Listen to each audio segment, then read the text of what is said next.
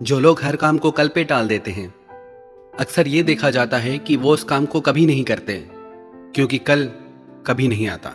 Tomorrow never comes. वक्त हमेशा आज में ही रहता है। कल तो सिर्फ हमारी योजनाओं में होता है। कल को कभी कोई इंसान जी नहीं सकता, सिर्फ आज और इस पल को ही जिया जा सकता है।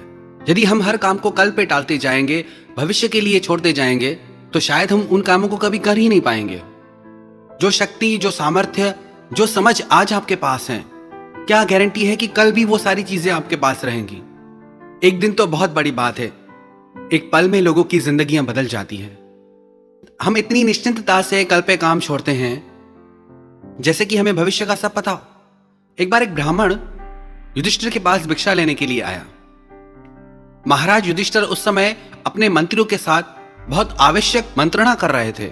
उन्होंने ब्राह्मण से कहा कि आप कल आना, आपको जो भी चाहिए मैं आपको जरूर दूंगा। वह ब्राह्मण निराश होकर महाराज युधिष्ठिर के भवन से जाने लगा। भीमसेन ने उस ब्राह्मण को देखा कि यह ब्राह्मण बहुत उदास है। कभी ऐसा जीवन में हुआ नहीं कि महाराज युधिष्ठिर के भवन से कोई ब्राह्मण उदास होकर लौटे। भीमसेन ने उन ब्राह्मण से पूछा कि आप क्यों उदास हैं? तो वो ब्राह्मण बोले, मेरी बेटी की शादी होने वाली है, उसी के लिए मैं महाराज युधिष्ठिर से सहायता लेने आया था। तो भीमसेन ने पूछा, क्यों, आपको सहायता नहीं मिली? तो ब्राह्मण ने कहा कि ऐसी बात नहीं। उन्होंने कहा कि आप कल आना, कल मैं आपकी सहायता कर दूंगा। भीमसेन बोले, अच्छा, महाराज युधिष्ठिर ने आपको ऐसा कहा? उसी समय भीमसेन ने पूरे नगर में घोषणा करवा दी कि महाराज युधिष्ठिर ने काल को जीत लिया है, समय को जीत लिया है, भविष्य को जीत लिया है। थोड़ी देर में यह खबर महाराज युधिष्ठिर के कानों तक पहुंची कि सारे नगर में यह बात फैल गई है कि महाराज युधिष्ठिर ने काल को जीत लिया है। पता लगवाने पर उन्हें पता चला कि यह काम भीमसेन का है। उन्होंने भीमसेन से पूछा, आपने ये अफवाह पूरे नगर में क्यों फैलाई है कि मैंने काल को जीत लिया है? भीमसेन बोला, महाराज, मेरी गुस्ताखी को क्षमा करें। आज एक ब्राह्मण आपके पास भिक्षा लेने के लिए आया, तो आपने उसे कहा कि तू कल आना। इसका मतलब आपको यह पक्का पता है कि कल आप रहेंगे, कल वो ब्राह्मण भी रहेगा, और कल आपके पास राज्य भी रहेगा, कल सारी बातें आपके पास रहेंगी। जरूर आपको पता होगा, तभी आपने उसको कल आने के लिए कहा। भीमसेन की यह बात सुन के महाराज युधिष्ठिर को अपनी गलती का एहसास हुआ। उन्होंने उसी समय उस ब्राह्मण को बुलाकर उसकी सहायता की। हम कहते हैं कि कल करेंगे, भविष्य में करेंगे, बाद में कर लेंगे, लेकिन वो कल कभी आता ही नहीं। और इसी बात के चलते हम जिंदगी में बड़े बड़े अवसरों से चूक जाते हैं।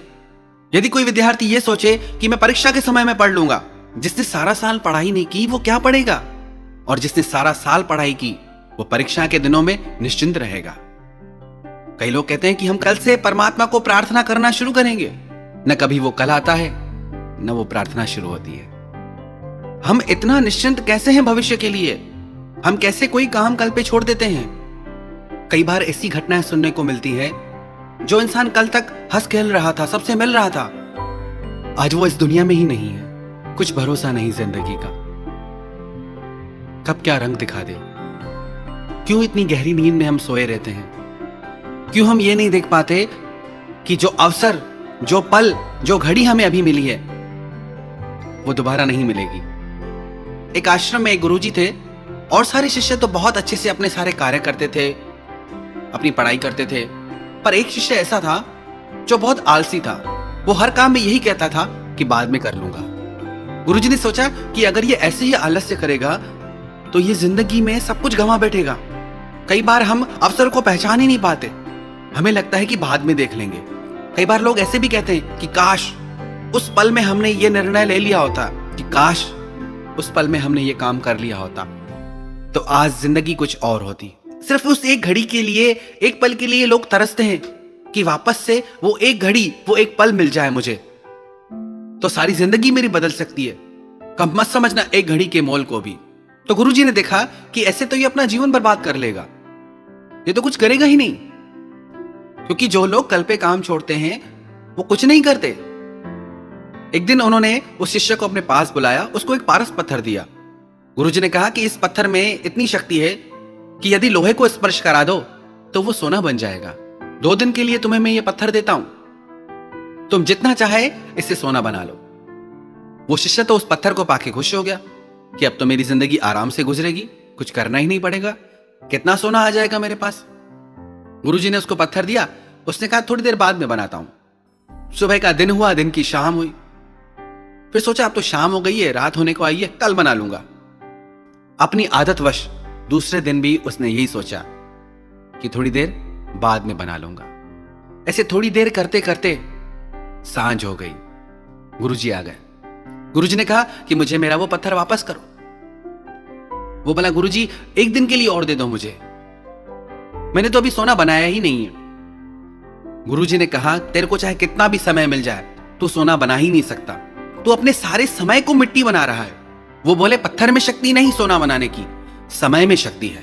तू अपनी पूरी जिंदगी को सोना बना सकता है, पर तू उसे मिट्टी की तरह गंवा रहा है। यही हालत हमारी है। हम अपनी जिंदगी को सोने की तरह बना सकते हैं, पर प्रमाद के चलते, आलस्य के चलते कि बाद में करेंगे, किसी से माफी मांगनी हो, क्षमा मांगनी हो तो बाद में मांग लेंगे। इस चक्कर में हमारे उलझे हुए रिश्ते कभी सुलझते ही नहीं। किसी से भी माफी मांगनी हो ना, यदि आपको लगे कि मुझे माफी मांगनी चाहिए, तो आज इस पल में मांगो।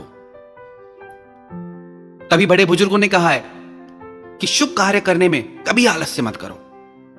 आप इसका अन्यथा अर्थ ना लें कि किसी से झगड़ा करना हो, किसी पे गुस्सा करना हो तो वो आज ही कर ले। नहीं, जो भी कार्य हमारी जिंदगी को बेहतर बना सकते हैं, सुंदर बना सकते हैं, खुशहाल बना सकते हैं, उन कार्यों को करने में देरी नहीं करनी चाहिए। कई बार लोग जिंदगी हाथ से खो बैठते हैं, प्यारे से प्यारा रिश्ता हाथ से चला जाता है। इस आलस की आदत से बचें। नेवर से टुमारो, कभी मत कहना कि ये कल करूंगा। जब भगवान राम और रावण का युद्ध चल रहा था, रावण हार चुका था। उस समय भगवान राम ने लक्ष्मण से कहा कि रावण अपने अंतिम क्षणों में है और रावण बहुत विद्वान है, तुम जाओ उससे कोई शिक्षा लेके आओ। महापुरुषों की यही निशानी है, अपने शत्रु के लिए भी कह रहे हैं कि उससे भी शिक्षा लेके आओ। लक्ष्मण भगवान की आज्ञा मान के रावण के पास गया, बोला, आप मुझे कोई शिक्षा दो, आप क्या शिक्षा देना चाहोगे मुझे? तो रावण ने कहा कि कभी आज का काम कल पे मत टालना। मेरे पास इतनी शक्ति थी, मैं धरती से स्वर्ग तक सीढ़ी बना सकता था। मैंने कभी सोचा ही नहीं था कि मेरी कभी मृत्यु होगी। मैंने सोचा कभी बना लेंगे भविष्य में, बहुत समय है मेरे पास, पर वो समय कभी आया ही नहीं। हम भी यही सोचते हैं कि बहुत समय है मेरे पास। आपको पक्का पता है आपके पास बहुत समय है? एक व्यक्ति एक घड़ी की दुकान में गया। उसने उस घड़ी की दुकान से एक घड़ी खरीदी और उससे पूछा, भैया इस घड़ी की गारंटी क्या है, कितना समय चलेगी? दुकानदार ने बोला कि इसकी 2 साल की गारंटी है, 2 साल तक कुछ भी हुआ हम जिम्मेदार रहेंगे। वह व्यक्ति वो घड़ी लेके दुकान की सीढ़ियों से जैसे ही नीचे उतरने लगा, उसका पैर स्लिप हो गया और वो धड़ाम से नीचे जाके गिरा और वहीं उसकी जीवन लीला समाप्त हो गई। घड़ी की गारंटी पूछने वाले को अपनी कोई गारंटी नहीं। यही पल है कुछ कर दिखाने का, यही पल है जिंदगी जीने का, और यही पल है खुश होने का। इस घड़ी में मुस्कुरा लो, इस घड़ी में जिंदगी जी लो।